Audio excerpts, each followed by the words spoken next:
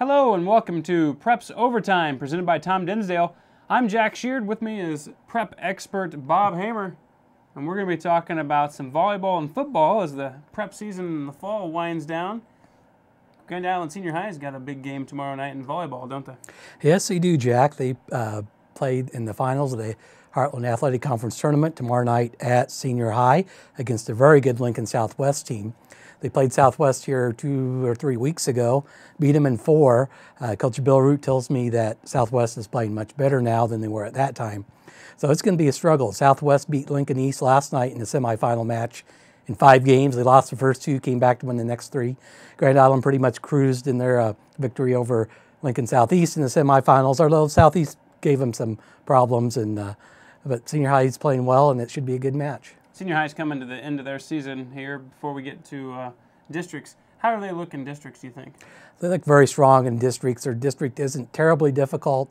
Kearney could give some problems, but that's a team you think Senior High would handle. And they have their wild card points piled up too, so if they should slip, you would guess they would still make it to state. Okay. Another local team that probably won't have trouble getting into state, at least we don't think so, is Class B, ring number 2, Northwest? Number 2, Northwest. Number 2, and they're on some sort of a hot streak right now, aren't they? They have now won 13 straight matches by sweeps. They haven't lost a single set since Columbus SCOTUS back on September 27th. But they've been playing a bunch of nobodies. Right, exactly. They've been playing teams. They've swept number 4 Seward, number 3 Ogallala, number 6 Hastings, and number 8 Waverly in that streak. Just a side note, I'm a Waverly Viking alum, so that kind of hurts. But, wow, so they've beaten 4 ranked teams in that stretch. They've beaten 4 ranked teams and not really challenged that much in any of them. They've been on a great roll. They're playing really well now, but they got a big one coming up to end the season on Tuesday night. They go to Lincoln Pius, number 1 rated Thunderbolts. That'll be a tough match. Should be an interesting one. Northwest beat them at the end of last season at Northwest. Pius turned it around at the state tournament to beat Northwest in the championship match. So it'll be quite an interesting match next Tuesday.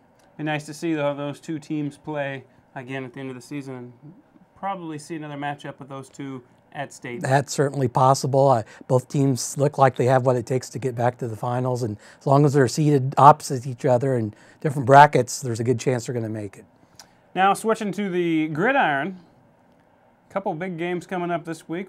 One Thursday between Grand Island Central Catholic and Hastings St. Cecilia. A couple of undefeated teams taking each other on. This is a good matchup. I think most people looked at this at the beginning of the year saying this could be for the district title, which it is. They've kind of gotten their different way. Central Catholics had some close games. St. Cecilia has beaten their 4 district opponents by combined total of 217 to 12. So they've just been rolling over everybody. Both teams like to run the ball. St. Cecilia's averaged 232 a game rushing. Central Catholic 207. Those stats courtesy of Dale Miller, my fellow sports writer.